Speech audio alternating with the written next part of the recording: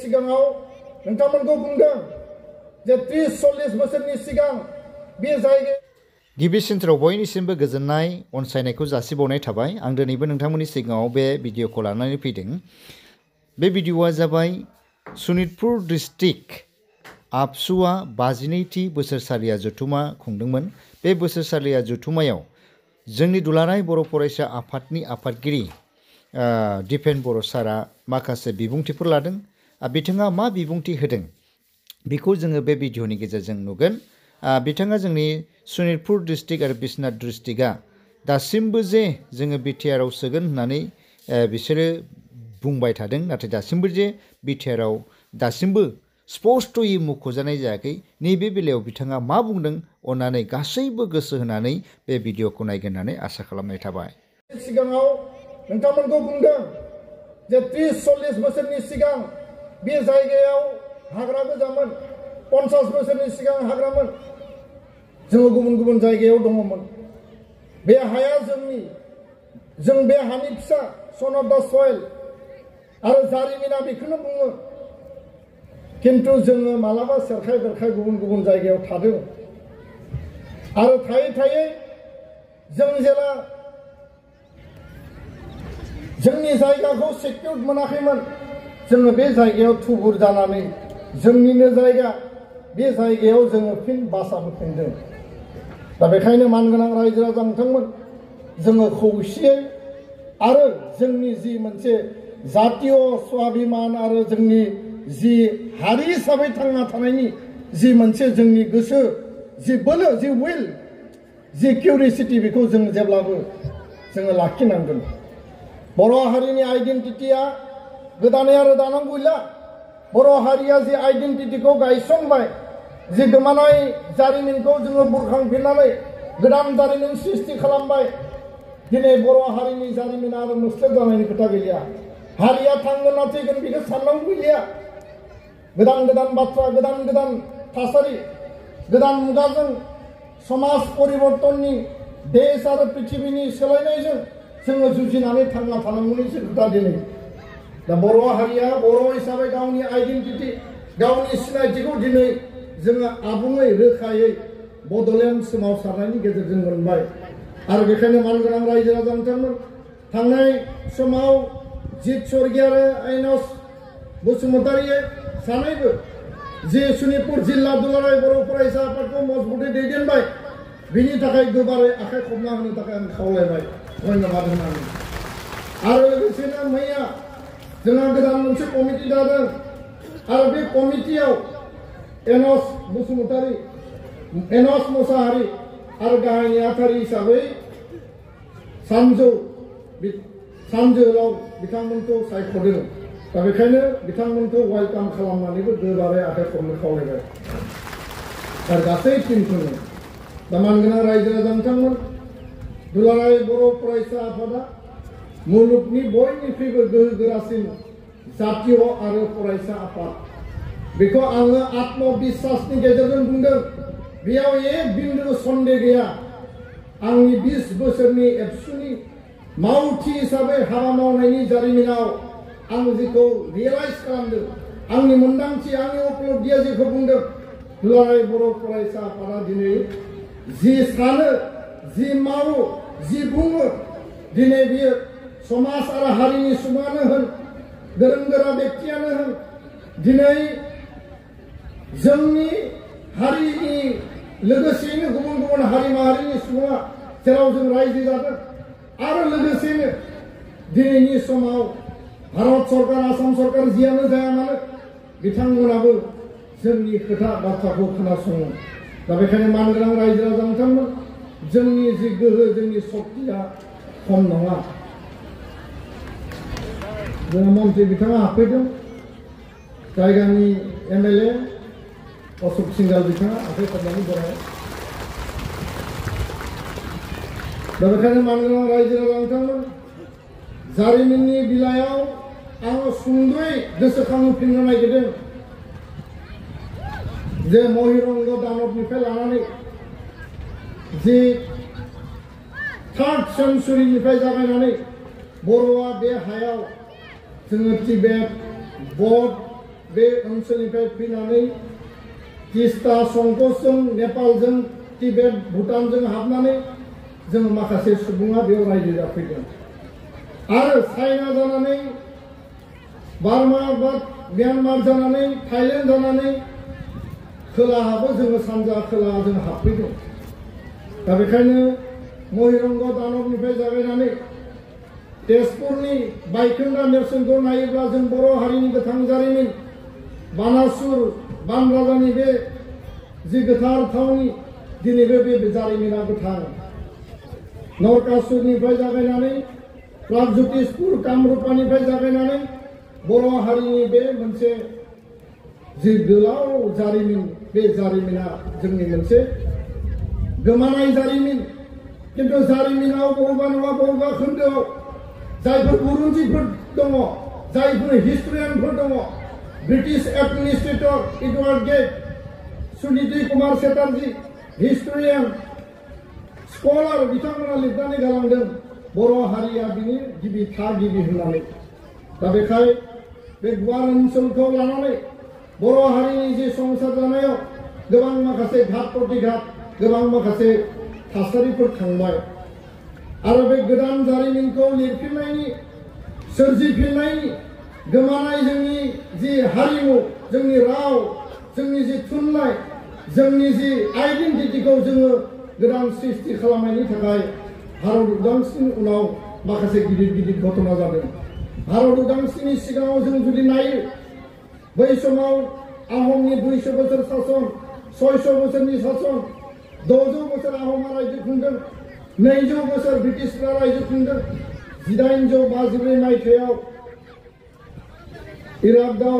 गबिन्द चन्द्रनि रायजो जोबनायनि उनाव जाय कसारी राजामोन जोंनि रायजोआ जोबहैदोंमोन नाथाय लासै लासै बर' हारिया मालाबाबो जोंनि रावखौ फोथैनानै लायाखै जोंनि रावा गोथाङैनो दंमोन बबेबा नङा बबेबा समाव बर' रावा गोथाङैनो दंमोन आरो बे गोथां राव हिसाबै थानायनि थाखायनो उदांस्रिनि उनाव उदांस्रिनि सिगां बिबार मुगा अलंबार मुगा 1922, 23, 24 बिनि उनाव 1933 मायथाइयाव ट्राइबेल लीगनि जोनोम भारत उदांस्रि जाबाय उदांस्रिनि उनाव ट्राइबेल संघनि जोनोम बिनि उनाव बर' थुनलाइ आफाद बर' हिसाबै बर' आइडेन्टिटिखौ लानानै थांना थानायनि थाखाय आफादनि जोनोम मोनसे समाव राजा महाराजानि डाइनेस्टि उदांस्रिनि उनाव दल संगठननि डाइनेस्टि नाथाय मोनसे परियालनिफ्रायनो बे आफाद बे गौथुमनि नेताया जायाखै जोंनि हारिनि चेतना थानाय जातीय चेतना थानाय जातिनि फारसे गावखौ बावसोमनाय सेल्फलेस भलन्टारि सार्भिस होनाय बे दैदेनगिरि बिबानगिरि मावथिफोरा बर' थुनलाइ आफादानो जा बर' फरायसा आफादानो जा बेयाव खामानि मावदों आरो लोगो लोगोनो बर' थुनलाइ आफाद जोनोम जाबाय ट्राइबेल संघ जोनोम जाबाय आरो 1963 मायथाइयाव दुलाराय बर' फरायसा आफादनि जोनोम बिनि उनाव जुदि जों जारिमिनखौ नायो जेफोर जारिमिननि खोन्दो जेराव गिदिर गिदिर माखासे जाथाय थासारि जायजों जोंनि हारिया गोबां मोनदों माखासे गोबानायनिबो जारिमिन दङ जोङो भाषा आन्दलन खालामदों 1973-74 मायथाइयाव आरो बिनि उनाव फैयै फैयै जोङो 1986 मायथाइयाव जेब्ला बड'फाया रौतानि कनभेन्सनाव एबसुनि आफादगिरि जाबाय बे बर' हारिनि मोनसे दिंग्राय बिन्दो मोनसे टार्निं पइन्ट आरो बे टार्निं पइन्टनि गेजेरजों 1987 मायथाइनि 2 मार्चनिफ्राय बड'लेण्ड आलादा रायजोनि सोमावसारनाया जागायजेनदों बे सोमावसारनायनि धाराजोंनो बर' हारिया खौसे जाबाय बड' सौदावल इउनाइट इउनिटि थ्रु स्ट्रागल बे सोमावसारनायनि जि मोन्थोर दङमोन बर'नि थै मोदोम मेलेम जोंखौ सिरि मोनखांहोदोंमोन आरो दिनैबो बे पावारफुल स्लगानखौ जों खोनायोब्ला जोंनि मोदोमा दाबो गोजांस्रिउ मोनो जोंनि खोमोना दाबो थिया जायो जे हारिनि स्वार्थनि थाखाय 1135 जन एबसुनि आन्दलनाव बिएलटि आन्दलन एनडिएबि आन्दलनाव 5000नि बारा जिउ शहीद जाबाय बे मानि थाखाय जाखो बे साधारणमोन नामा बे समाव ओरैनो गोरलै बाथ्रा नामा बे नङा बे जाबाय जातिनि आत्मरैखा सेल्फ डिटारमिनेशननि थाखाय जों गावखौ बावसोमनाय डिभ'सन डिटारमिनेशन डेडिकेशन हारिया जे जोङो बै आथालाव मोनहैनांगौ बिनिनो मोनसे फिथाइ दा बेखायनो बे शहीद बिथांमोनखौ जों जेब्लाबो फुजिनांगोन सिबिनांगोन गोसोखांनांगोन आरो बेखायनो मानगोनां रायजो राजा नोंथांमोन दिनैनि बे बुब्लियाव बे सोमावसारनायनि गेजेरजों 1993 मायथाइयाव मोनसे गोरोबथा जाबाय आरो सोमावसारै 2003 मायथाइयाव मोनसे गोरोबथा जाबाय बिटिसि आरो फैयै फैयै 2020 मायथाइयाव बिटिआर गोरोबथाखौ जों मोननो हाबाय दा बेखायनो मानगोनां रायजो राजा नोंथांमोन दिनै मोनसे शान्ति आरो गोजोननि मोनसे थासारि परिबेश आरो बे गोजोन शान्ति परिबेशाव हारि दानाय हारिनि सिबिनाय हारिनि जिखिनि फिसा फिसौ गिदिर जेंनाफोर दङ आद्रा जिखिनि इस्युसफोर दङ मोनफ्रोमबो इस्युखौ जोङो मोनफा मोनफा नायबिजिरनानै समाधान आरो सलुसन डिबेट डिसकासन मालाबा गणतान्त्रिक भावे गणतान्त्रिक आवाज मालाबा गणतान्त्रिक भावे गणतान्त्रिक धरना बायदिसिना हाबाफारिनि गेजेरजों जों आरोबाव गणतान्त्रिक देशनि नागरिक हिसाबै जोंनि अस्तित्व रैखानि थाखाय जोंनि मोननो गोनां जोंनि समाधान खालामनो गोनां बिथिंफोरखौ जों मजबुतै खालामनानै लानांगोन बेखायनो मानगोनां रायजो राजा नोंथांमोन जोंहा आलासिफोर दङ आं गोलाव खोथा बुंनो सानाखै जे बर' हारिनि जिउ खुंनाय संसार जानायाव जातीयताबाद चेतना सिन्ता जातिनि फारसे जोंनि जि मान मर्यादा अननाय जातिनि फारसे बावसोमनाय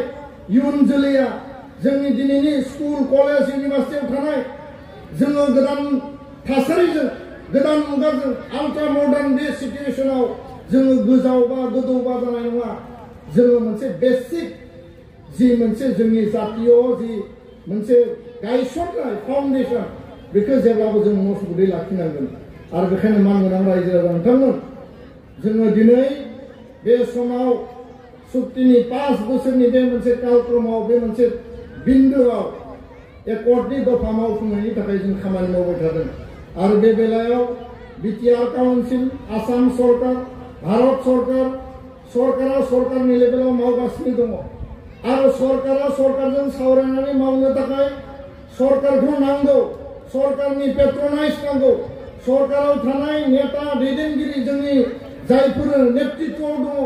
बिथांमोननि इनिशिएटिभखौ जोंनो नांगौ किन्तु दुलाराय बर' फरायसा आफादा सागानगिरि हिसाबै सुक्ति खालामग्रा हिसाबै एनडिपि मोनब्रै आफाद इउडिपिअ बे सुक्तिनि मोनफ्रोमबो दं जिखिनि दफा बिनि दारि कमा जि लिरनाय दङ सोदोब आखरे आखरे मावफुंनायनि थाखाय जोङो नाजागासिनो दङ नोंथांमोना बयबो मिथिगौ बिटिआर गोजोन गोरोबथानि गेजेरजों शोणितपुर बिश्वनाथनि गामि सोसननायनि खोथा আমার মন্ত্রী ডাঙরিয়া উপস্থিত হয়েছে বিটিআর প্রধান প্রমোদ বড় ডাঙরিয়া উপস্থিত হয়েছে সরকারিভাবে আরো রাজনৈতিকভাবে রাইজৰ যিখিনি আশ্বাস রাইজৰ প্ৰতিশ্ৰুতি রাইজৰ সমস্যা সমাধানৰ যিখিনি দিশ আছে আমাৰ চৰকাৰৰ থকা নেতৃবৃন্দই অসম চৰকাৰ বিটিআৰ কাউন্সিল তেওঁলোকে এইখিনি কথা জনাব কিন্তু মই জাতীয় সংগঠনৰ নেতৃত্ব দিয়া এজন কৰ্মী হিচাপে ৰাইজৰ অসুবিধা ৰাইজৰ সমস্যা ৰাইজৰ খা সুবিধা ৰাইজৰ অধিকাৰ ৰাইজৰ যিখিনি আকাংক্ষা এই এস্পিৰেশ্যনৰ কথা মই নিশ্চয় এইখিনি কথা মই উল্লেখ কৰিব লাগিব दा बेखायनो मानगोनां रायजो राजा नोंथांमोन साथिखान गामिया हाबबाय नाथाय जोंनि दाबिया साथिखानजोंनो जोबाखै रेभिनिउआनो जा फरेस्टआनो जा एफआरसिआनो जा फरेस्ट भिलेजआनो जा जोङो शोणितपुर आरो बिश्वनाथनि गहपुरनि जि सिमुलुगुरिसिम गामि सोनायनि खोथाखौ दिल्लीयाव जि समाव एबसुनि आफादगिरिमोन आथिखालनि बिटिआरनि मानगोनां प्रमोद बर' बिथाङा आरो गासै एनडिपिनि टीमा जायफोर लिडारफोर दङमोन ज' रायलायनानै सिद्धान्त लादों बेखायनो जोङो खावलायदों भारत सरकारखौ 2024 सिमाव बिथांमोना सुक्तिनि मोनफ्रोमबो दफाखौ मावफुंनो होननानै खोथा होदों आरो दिनै बिथांमोना खोथा बादियै खामानि मावगासिनो दङ समा एसे लेट जादों बायदिसिना थासारि परिबेश परिस्थिति थांबाय आरो जों दाबो निराशा जायाखै निराशा जानायनि बाथ्रा गैया सरकारखौ नारसेबनानै सरकारखौ बमब्रायनानै मालाबा सावरायनानै मालाबा जुक्ति आर्गुमेन्टनि गेजेरजों जोङो बाध्य खालामनांगोन दा बेखायनो मानगोनां रायजो राजा नोंथांमोन बे जायगाया फरेस्ट राइट एक्ट बायदियै हा मोनबाय सिजौ गुदिया आं बेखौ मिथिगौ खिन्थु गोबां ओनसोल ओरै साहानि ओनसोल मालाबा नर्मेल मालाबा वाइल्ड लाइफनि खोथा ओंखारो बबे नर्मेल बबे वाइल्ड लाइफ बेजों खोथा गैलिया आयेनाव जि दङ आयेननि आधाराव हानि पट्टा मोननायनि खामानिखौ जोङो खालामनानै लानांगोन आरो ইয়াৰ কাৰণে মই আহ্বান জনাইছো মন্ত্ৰী ডাঙৰীয়া আছে যথেষ্ট কষ্ট তেওঁ কৰিছে এই অঞ্চলৰ উন্নয়নৰ কাম বিশেষভাৱে কৰিব পৰা নাই ইয়াৰ অসুবিধা আছে আমিও জানো কিন্তু আমাৰ আশা ৰাইজৰ আশা সদায় থাকিব আমাৰ ৰাস্তা হওক আমাৰ দলং হওক আমাৰ শিক্ষা অনুষ্ঠান হওক আমাৰ আন্তঃগাঁথনি হওক আমাৰ মেডিকেল সাব সেন্টাৰ হওক আমাৰ সকলো কাম হওক কিন্তু ইয়াত বন অধিকাৰ আইনৰ যোগেদি ভূমিৰ যি চৰ্ত পাব লাগে মাটি পট্টা পাব লাগে যথেষ্ট আগবাঢ়িছে 2020 চনৰ আগত আমি এই অধিকাৰ পোৱাই নাছিলোঁ আইনটো 2006তে পাছ হৈছে কিন্তু 2020 চনলৈকে সেই কাম আধৰুৱা হৈ আছিল বহুতো বন মন্ত্ৰী আহিল বহুতো জনজাতি পৰিক্ৰমা মন্ত্ৰী আহিল ভৈয়াম জনজাতিৰ অসমত সরকার আহিছে কৈছে মন্ত্রী আহিছে কৈছে কিন্তু 2020 চনৰ চুক্তিৰ পিছতে আজি শোণিতপুৰ আৰু বিশ্বনাথত বন অধিকাৰ আইনৰ অধীনত যি মাটি পট্টা পাব লাগে জনজাতি লোকে ফৰেষ্ট ডুৱেলাৰ্ছে সেই হিচাপে আমি আজি বহুতো সংখ্যা পাবলৈ সক্ষম হৈছে আৰু মই মন্ত্ৰী ডাঙৰীয়াক আহ্বান জনাম এই ক্ষেত্ৰত মুখ্যমন্ত্ৰী ডাঙৰীয়াৰ লগত যেতিয়াই আমাৰ আলোচনা হৈছে মন্ত্ৰী ডাঙৰীয়াই আগভাগ লৈছে যে মোৰ সমষ্টিৰ মানুহ মোৰ সমষ্টিৰ ৰাইজ তেওঁলোকৰ যিখিনি অধিকাৰ আছে উন্নয়নৰ কথাই হওক ভূমিৰ অধিকাৰৰ কথাই হওক সেই অধিকাৰ সদায় প্ৰাধান্য পাব লাগিব বুলি তেওঁ আমাৰ আগতে মুখ্যমন্ত্ৰী ডক্টৰ হিমন্ত বিশ্ব শৰ্মা মাননীয় মুখ্যমন্ত্ৰী ডাঙৰীয়াক তেওঁ কৈ আহিছে তাৰ কাৰণে মই মন্ত্ৰী ডাঙৰীয়াক সদায় ধন্যবাদ জনাম আৰু আগতেও আৰু অহা দিনতো তেওঁ এইখিনি দায়িত্ব সহকাৰে কাম কৰিব মই দৃঢ় বিশ্বাসী আৰু ৰাইজে ৰাজাকো বিথাঙি যানে আশাই খমনাनै হৰুদাৰে খাওলেবে दा बेखायनो मानगोनां रायजो राजा नोंथांमोन जोंहा बिश्वनाथ जिल्लायाव 1700 परियालाल' हा मोननो दंबावोसै बिथांमोननिया बिराद स्पिड जाबाय शोणितपुराव नैबे ओनसोलाव राङापारा ओनसोलाव माखासे जोंनि गाज्रि सानग्रा गाज्रि मावग्रा गाज्रि षड़यन्त्र खालामग्रा मानसिफोर दङ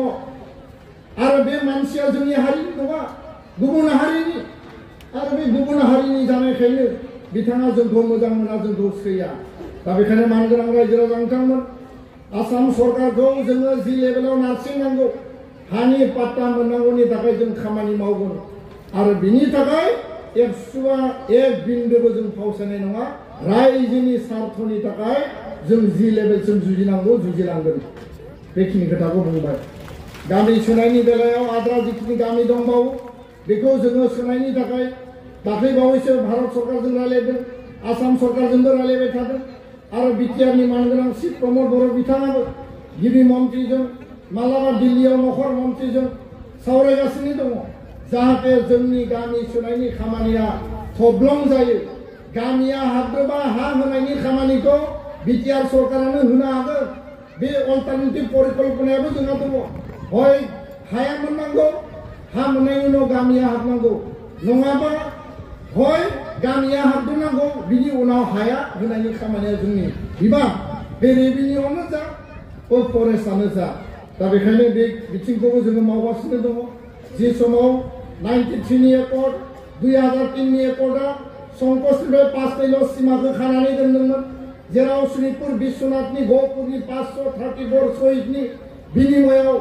जोंनि जि अधिकार दंमोन बे आद्रा जानानै दंमोन दिनै 2020 शान्ति चुक्तिनि गेजेरजों बेखिनिखौ जोङो रोखायै मावफुंनो हानायनि मोनसे लामाखौ जों बेखेवबाय मानगोनां रायजो राजा नोंथांमोन